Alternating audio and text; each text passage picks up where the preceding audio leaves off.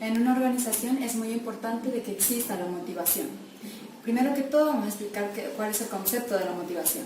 La motivación es un estado interno, cómo se siente la persona en una empresa trabajando. Es la forma activa que dirige y mantiene la conducta de la persona hacia metas o fines determinados, o es el impulso que mueve a la persona a realizar determinadas acciones y persistir en ellas para su culminación. La motivación es lo que persiste, es lo que da energía, da dirección a la conducta y es la causa de un comportamiento en las personas que están laborando. Entonces, dentro de esta temática se van a salir unos ítems. Entonces, en las organizaciones se han hecho diferentes cuestionamientos. También ha sido una de las preocupaciones porque la motivación es algo muy esencial en las personas que están ahí, ya que gracias a la motivación hace que la persona labore más o labore menos. De esto hace entender que estar motivados, el ambiente cambia en nuestro entorno laboral. En la motivación existen unos ítems. El primero que todo, la persona que vaya a laborar a una organización siempre muéstrese motivado y con una buena actitud. Entonces hay otra forma en donde se centraliza en dos maneras. El directivo condicionar a la persona en el trabajo y ahí se evalúan de qué manera con unos bonos para que esa persona que se sienta motivada y vaya al trabajo más. También de aquí se realiza una serie de preguntas. ¿Qué creen que nos motiva? Entonces ahí pues se sacó unas ideas en donde la persona, ¿qué es lo que primero hace que la motive? Que le guste el trabajo y que el ambiente laboral sea perfecto para él y pueda tener una buena relación interpersonal con sus compañeros de trabajo. Y la más esencial es el dinero.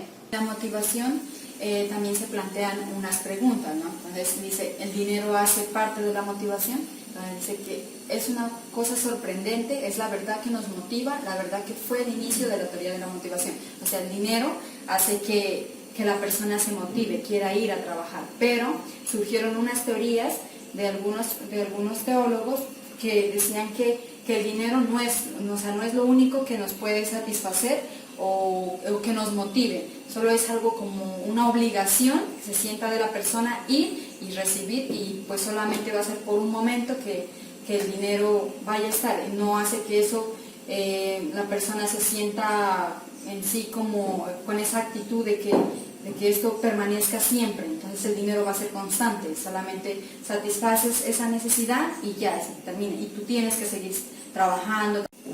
Entonces estas teorías hacen entender que el dinero es lo que tenemos que ganar, es una obligación, pero no motiva.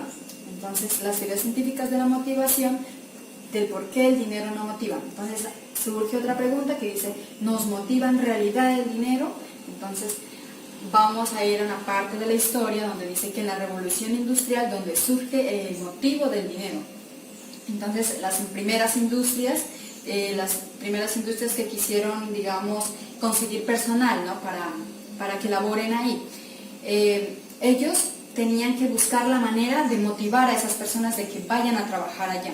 Entonces ellos se buscaron dos fuentes en las que se iban a apoyar, buscar unas ideas, buscar estrategias, mejor dicho, para que en sí las personas, buscar la manera de que esas personas se motiven.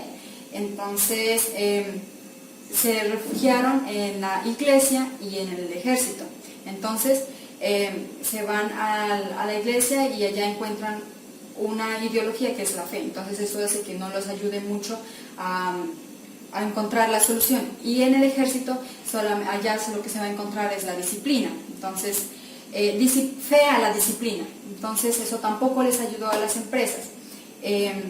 Para entonces, ellos se refugiaron en la teoría de que es el dinero. El dinero es algo que a la persona la va a motivar, es hacer que esa persona sea bien remunerada para que así satisfaga sus necesidades, ¿no? Entonces hay otra que dice cómo hacer que las personas hagan lo que ellos querían. Es algo muy difícil porque usted tiene una idea y pues las personas no van a hacer lo mismo de lo que uno cree. Ahí es una parte donde se decía que pues, motivar es muy complicado, ya que pues se ha venido muchos años, por más de 100 años, buscando, experimentando diferentes filósofos, científicos, buscando la manera de que estas personas de ver cómo entre el directivo y el empleado generen o la empresa salga de frutos. Entonces ellos lo único que vieron fue la solución del dinero, porque es lo que más se tiene a mano. En una de las teorías, en la motivación, está Taylor. Entonces, ¿qué dice Taylor? Taylor dice que el dinero es lo que motiva principalmente a los trabajadores y los demás asuntos son menos importantes. O sea, le está dando más importancia al dinero que a lo que Henry Fayol o Elton Mayo querían, por ejemplo, decir que lo más importante son las emociones de la persona. Entonces, en el principio de la revolución industrial, tomaron más en cuenta a este señor, Taylor, de que decía de que el dinero es algo de que vale más. Entonces, que las personas vengan a trabajar y que solo dale mucho dinero a esa persona, paga. Y entonces así terminó la satisfacción, cumplió o terminó una necesidad, pero no es así. Entonces hay otra que dice que dar dinero para que la persona alcance determinados objetivos. Hay otras, pues aparte de las teorías de Taylor, hay otras teorías que fueron escuchadas, que no fueron escuchadas, o no tuvieron mucha relevancia. Entonces ellos se hacen la pregunta también de que nos motivan otras cosas además del dinero. Entonces Henry Fayol dice que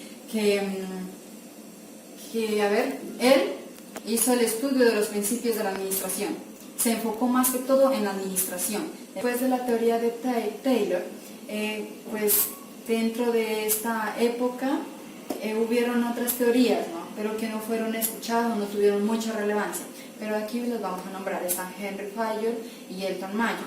Entonces Henry Fayol, él hizo estudios en el principio de la administración. Él dice que hacer que todos trabajen dentro de la empresa y como si fuera un equipo, que trabajen todos en equipo y que eso sea una fortaleza para la empresa y así haya un buen control. Entonces, ¿qué es lo que tienen que hacer los directivos? Aprender a ganarse la lealtad del empleado, y entonces así hace que entonces haya una buena confianza entre el directivo y el empleado, y así pues hace que la persona sea más fructífera y le está teniendo en cuenta lo que es la emoción de la persona, o ver si esa persona tiene una habilidad diferente a la otra. También motiva que la persona tenga o le pongan en el ámbito que ella sea capaz. También es importante de que se evalúe de qué manera, haciendo diferentes entrevistas, mirando en qué es capaz esta persona. Entonces ahí es una forma de ganarse la confianza de esa persona y también por que esa lealtad se vaya poco a poco, aunque no es fácil de ganársela, pero pues es una estrategia para que así pueda fortalecerse. Elton Mayo decía, por ahí aproximadamente en el año 1927, decía que la parte emocional hay que atender.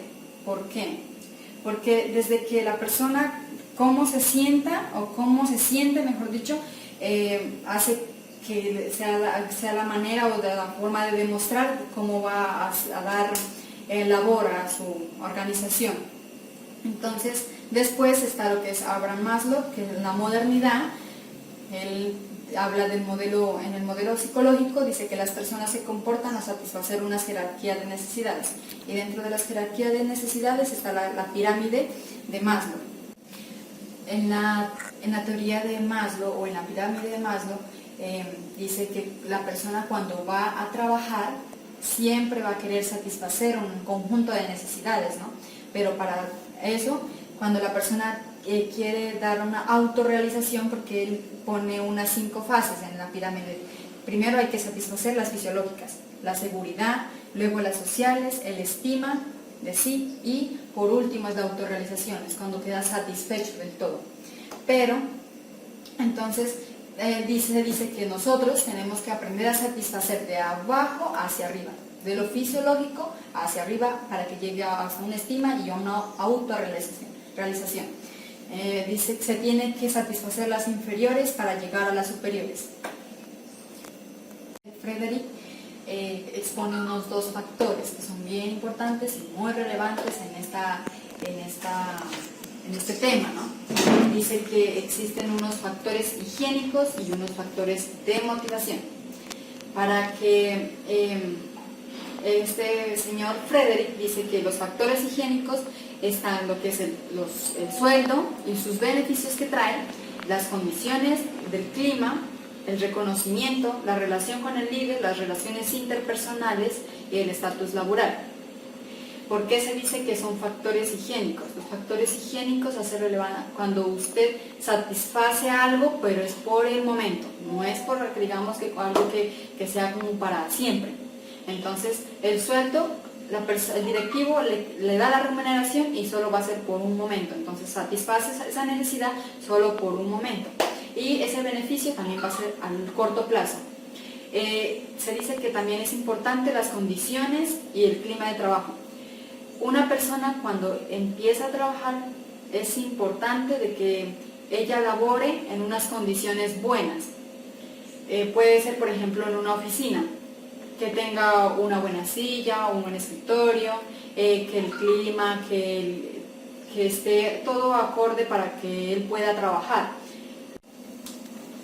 Y en el reconocimiento es importante de que el directivo siempre reconozca a la persona o felicite, porque el reconocimiento hace relación de que sea felicitada a la persona de que haya hecho algo bien.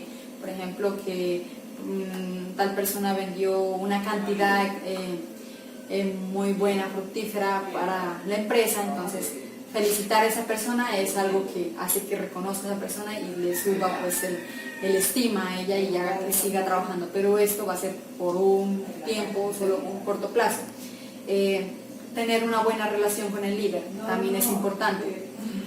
En las relaciones interpersonales es cuando tal persona o un grupito se la lleva bien, entonces esto hace que también las relaciones entre estas personas haga que sea muy buena, sea positiva.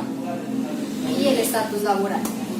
Entonces estos factores higiénicos solamente van a eliminar la insatisfacción, nada más. En los factores de motivación, el trabajo que la persona le guste el trabajo que está realizando, porque si ella no le gusta, entonces esto va a hacer que no dé a brote. Y también la libertad de acción.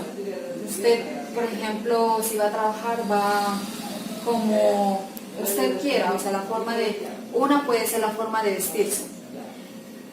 Que no te pongan muchas condiciones, que no te amarren tanto, porque eso hace que la persona se sienta muy reglamentada. Entonces, y también es importante la responsabilidad en su trabajo, la confianza entre todos los que lo rodean, una buena realización de su trabajo, un progreso profesional excelente y un buen propósito del por qué se está realizando ese trabajo.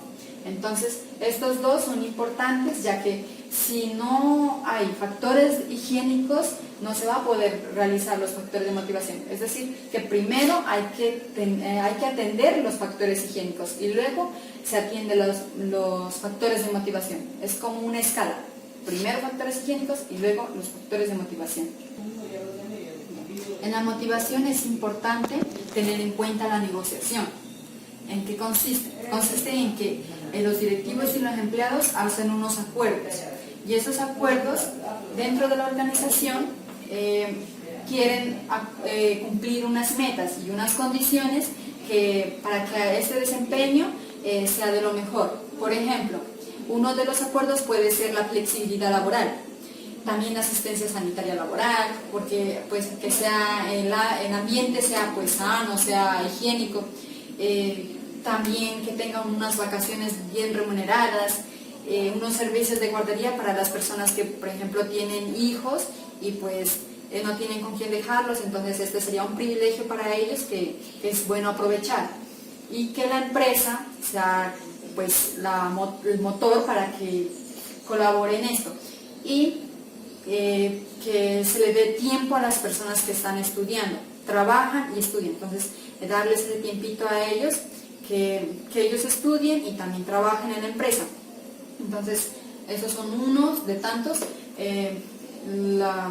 así que pueden ser la negociación para que esto sea una buena motivación para los empleados de la empresa. Les vamos a dar a conocer capacitación de personal. La capacitación es realmente algo muy importante, ya que permite mejorar los conocimientos, habilidades, conductas y actitudes del personal. Además, ayuda a escaparnos de la obsolescencia del conocimiento, que es muy obvio que con el pasar de los años muchos puestos, muchos sectores se modernicen. Entonces el personal tiene que asimilar a nuevos conocimientos para que sean competentes en cuanto a su entorno laboral. Por eso es muy importante que toda organización, toda empresa le invierta a la gente, le invierta el talento, porque depende de ello que sea el personal más competitivo, más productivo y le permita al empleador pues cumplir sus metas y objetivos que tenga trazado para su organización. Fases del proceso de capacitación. Para esto tenemos 4 fases, que la primera es detectar las necesidades, segundo planeación, tercero ejecución y cuarto evaluación y seguimiento. La fase 1, detectar necesidades, consiste en conocer cuáles son las carencias que manifiesta el trabajador que le impiden desempeñar adecuadamente sus funciones. Más que todo, lo que quiere esta fase 1 es encontrar la diferencia que existe entre lo que se está haciendo y lo que realmente debería hacerse. En esta fase es importante que nos realicemos 3 preguntas comunes que son: primero, ¿qué habilidades y conductas de habilidades requiere el puesto? Segundo, ¿qué se debe lograr en el puesto? Tercero, ¿qué actitudes, qué conocimientos, qué habilidades requiere la persona que está actualmente en el puesto? 2. Planeación. Esta fase consiste en decidir con anticipación lo que se va a hacer, cómo y cuándo hacerlo y quién se encargará de hacerlo. Para realizar esta fase 2 es necesario definir cuál es la necesidad de la organización y cuáles son los recursos disponibles para dicha capacitación. Ejecución. Esta fase tiene que ver con poner en marcha el plan de programa de capacitación, lo que ya implica la coordinación de intereses, los esfuerzos, el tiempo del personal involucrado en la realización de la capacitación de personal. Esta fase tiene 3 etapas muy importantes. La primera es la etapa inicial, la segunda es etapa central y la tercera etapa final. Inicial es la parte introductoria, en donde se motiva al personal de tal manera que sientan un ambiente de confianza y bienvenida al auditorio. Ya es la más fundamental porque prácticamente se da a profundidad la temática que se va a tratar la capacitación, en donde va a haber un debate, discusión, intercambio de ideas, entonces va a hacer que sea más fructífera la capacitación como tal. La etapa tercera es la parte final, en donde ya da la conclusión, evalúan la capacitación como tal y pues se da los sinceros agradecimientos al personal por participar de dicha capacitación y se da por terminado. Bueno, fase 4. La fase 4 ya es evaluación y seguimiento. La evaluación es la que se encarga de calificar los resultados con base al nivel de aprendizaje.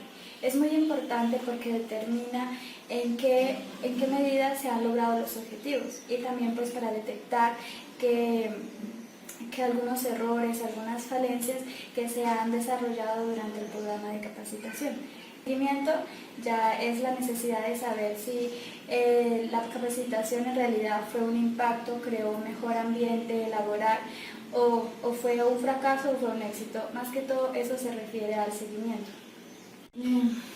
Principales organismos de capacitación. Entre ellas tenemos universidades e institutos técnicos. Estas instituciones ofrecen un pensum académico muy completo, lo cual forma personas tanto personal operativo como directivo de empresas públicas, privadas. Entre ellas tenemos la Universidad del Externado, la Universidad de Antioquia, la Universidad de Nariño, tenemos la Universidad Tecnológica de Pereira, la Universidad Javeriana y muchas más universidades. También ESENA es una institución que se ha especializado en la formación de operarios técnicos en diferentes ramas operacionales. Esta entidad también presta asistencia técnica a empresas particulares, también servicios como orientación de profesional a trabajadores. Tenemos la ESA, esta es una institución que se tiene como objetivo la enseñanza, también la investigación. Ella también difunde ciencias, también técnicas concernientes a la administración pública, así como también el adiestramiento, el perfeccionamiento a funcionarios que prestan servicios al Estado. También tenemos INCOLDA, es un instituto colombiano de administración. Ya más que todo se enfoca en los campos administrativos, como conferencias, seminarios, en comparación de entidades nacionales y también internacionales. Técnicas de capacitación. Tenemos conferencia, juego de roles y foro. La conferencia es algo muy técnico y fácil de hacer, porque aparte de que puedes transmitir tus conocimientos a un auditorio muy grande, puedes apoyarte de documentos impresos, puedes proyectar una película, videos, grabaciones, de tal manera que se le facilite el aprendizaje al auditorio. Roles es algo muy divertido, muy práctico, porque es una dramatización improvisada en la cual te disponen una situación que debes realizar. Entonces eso te permite a cómo dirigirte a un público, cómo también entrevistar, cómo también negociar, incluso a cómo manejar cargos de alta responsabilidad como es asesor, jefes, bueno, entre otros. En analizar y discutir una temática para llegar a una conclusión en conjunto, donde surgen después preguntas, también puntos de vista, opiniones y también diálogos simultáneos. Bueno, les voy a hablar de la unidad quinto, el tema de la remuneración, que es el salario pago o remuneración de la suma de dinero que se le hace a un trabajador por desempeñar unas funciones. Esa suma de dinero se la hace periódicamente, la cual la recibe del empleador. Tenemos el proceso técnico de la remuneración, que consta de 5 etapas. Una de las etapas es el análisis ocupacional, que también suele llamarse análisis de tarea o análisis de trabajo. Según Agudelo, este es el proceso de identificación de tareas, ocupación de habilidades, conocimientos que debe tener un trabajador para desempeñar sus funciones. También tenemos para qué sirve el análisis ocupacional. El análisis ocupacional, este es básicamente los cargos de una organización que puedan ser utilizados y tiene unos propósitos. La definición de sus funciones, según la información obtenida por el analista, esa nos permite apreciar y definir las funciones de un cargo y también nos ayuda a identificar de otros cargos. La selección de personal tiene que ver especialmente con los requisitos que se necesitan para que el funcionario desempeñe sus funciones y lo haga de manera eficiente. Encontramos los programas de capacitación y adiestramiento. Estos programas de capacitación o adiestramiento se los hace para mejorar y desarrollar las actividades que se programen dentro de la organización de la mejor manera. Para eso se hacen los programas. También encontramos los programas de seguridad. Los programas de seguridad constan de, a veces los funcionarios empleados de una organización están expuestos a riesgos, entonces por eso también se da este tema. La calificación de méritos, evaluación de desempeño, esto se da dependiendo de del avance que haya tenido el funcionario, se lo va subiendo o se lo va bajando de mérito según corresponda, pero también se tiene en cuenta las responsabilidades que este funcionario tiene. La calificación de méritos o evaluación de desempeño. Estas son, primero hay que tener en cuenta qué lista de responsabilidades tiene el funcionario para, dependiendo de eso, irlo subiendo irle dando como unas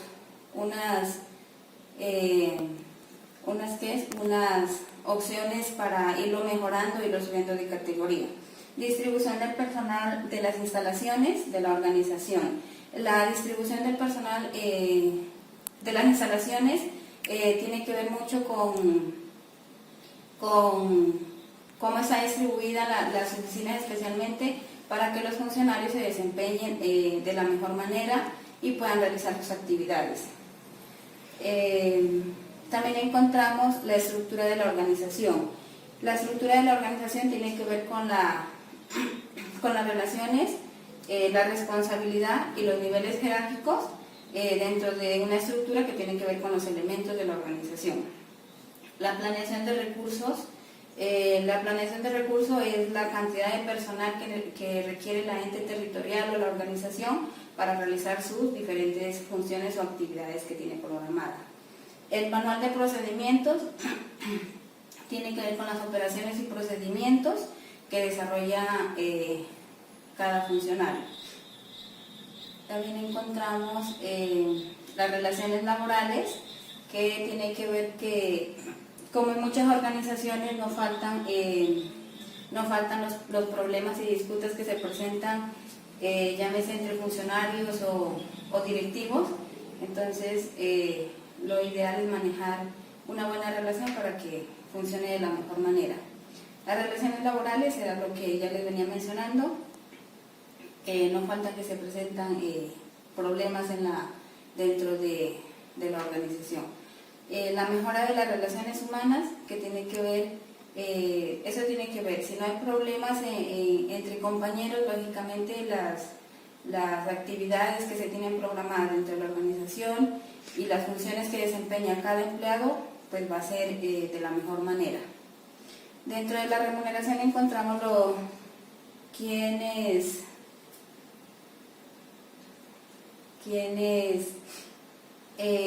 debe realizar el análisis ocupacional, que encontramos dos criterios. El primero es un criterio que debe ser función de un analista o empleado de la organización. Lógicamente tiene que ser bien entrenado en este tema, y las ventajas que él conoce los objetivos de la organización. El segundo análisis es realizado por un especialista ajeno a la organización y tiene la ventaja que es una persona especializada en el tema y no está sujeto a presión de la organización. Encontramos 4 caminos a seguir para obtener la información de los trabajos existentes. El primero es el método de la entrevista, que se lo realiza mediante preguntas, y esa información se la registra en un formato, y dependiendo de eso se selecciona la persona idónea para que desempeñe estas funciones. Encontramos el método mixto, como su nombre lo indica, es un método que se hace al azar, se selecciona varios métodos y se escoge la mejor opción. El tercer método es el método de observación. Consiste en observar muy bien el trabajo, y esto nos permite definir los requisitos que se necesita para escoger el personal que se requiere. Esto lo hace un profesional que sabe muy bien de este tema, ¿no? El método de cuestionario se trata de obtener la información acerca de todos los aspectos del trabajo y el ambiente. También encontramos la descripción de cargos, que se debe identificar, definir, determinar las funciones y actividades que cada funcionario va a desempeñar dentro de una organización, ya sea territorial o empresa. Una descripción consta de 4 partes, que está la identificación, dentro de este viene que es el título, que se refiere a la labor que va a desempeñar. El código, que es el número símbolo que se asigna a cada trabajo, y este también sirve para mejorar o llevar un orden en el archivo. La localización, que tiene que ver con el departamento donde se ubica. La fecha de descripción, que tiene que ser, se registra la fecha en el que se hizo el análisis. Y los puntos varios, que en algunas organizaciones acostumbran a colocar el número de empleado, el salario y a tener en cuenta las normas pues, que lo crean el cargo, porque lo crean el cargo, ¿no? Guía útil para realizar la descripción de cargos. Aquí tenemos qué, cómo y para qué. El qué indica una finalidad, para qué se crea el cargo, cómo, de qué manera lo va a hacer o estrategias que utiliza, y para qué, el propósito con el cual fue creado. Dentro de eso están las acciones. Los factores utilizados de una especificación de cargo son la educación, que tiene que ver con la educación, llámese profesional, técnico o tecnólogo, para desempeñar su función. La experiencia, que es muy importante, tener una persona que haya tenido mucha experiencia en otras organizaciones para que pueda desempeñar su función de la mejor manera. La complejidad, a veces el tema es bien amplio, entonces por eso también se habla de la complejidad. La responsabilidad es uno de los temas más fundamentales dentro de una organización, porque la responsabilidad recae sobre todo del funcionario que va a desempeñar las actividades. El esfuerzo tiene que ver con el sacrificio que hace el funcionario dentro de la organización. Las condiciones de trabajo a las que se tiene que exponer el funcionario, muchas veces a climas, a temperaturas que, dependiendo de la región donde esté ubicado el trabajo. Y los riesgos, pues los riesgos son los que, como ya lo dije anteriormente, tienen que ver con el lugar donde vaya a desempeñar las funciones. Estamos expuestos a diferentes riesgos. La descripción del trabajo debe ajustarse a las siguientes normas: claridad.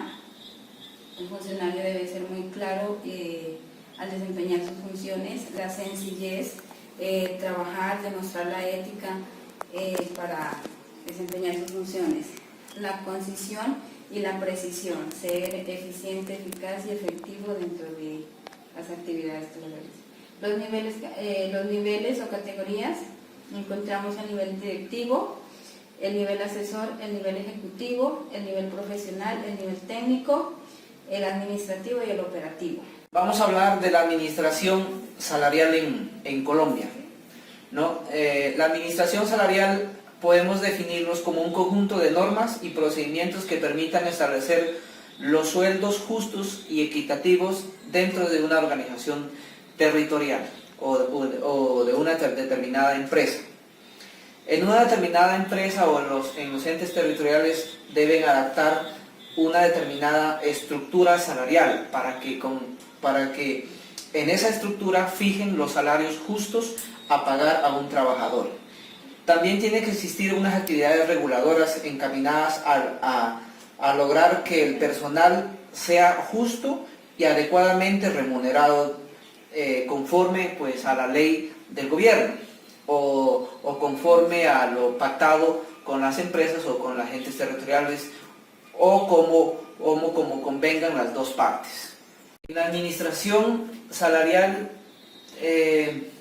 determinamos dos factores importantes para determinar el salario en un trabajador, que es el salario por unidad de tiempo y el salario por unidad de obras. El salario por unidad de tiempo se refiere a la cantidad de tiempo que trabaja un trabajador y sea remunerado.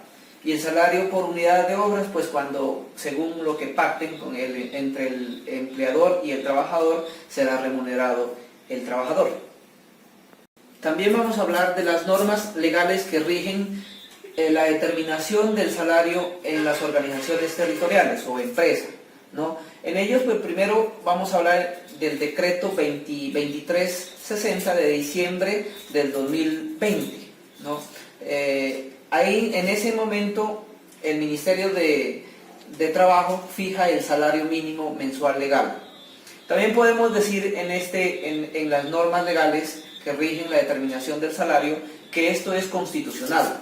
En el artículo 25 de la Constitución Política de Colombia, ¿no?, establece que el trabajo es un derecho y una obligación, gozar de todas sus modalidades. Toda persona tiene derecho a un trabajo en condiciones dignas y justas, ¿no? Entonces, el gobierno nacional fija el régimen prestacional de los servidores públicos en Colombia.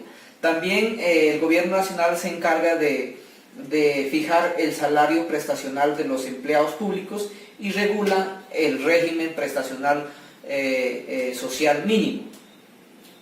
En Colombia hay competencias para determinar el régimen salarial, ¿no? Primero que todo está el Congreso de la República, donde el Congreso de la República está facultada única y exclusivamente para señalar los principios y parámetros generales que tendrá en cuenta el gobierno nacional para determinar el salario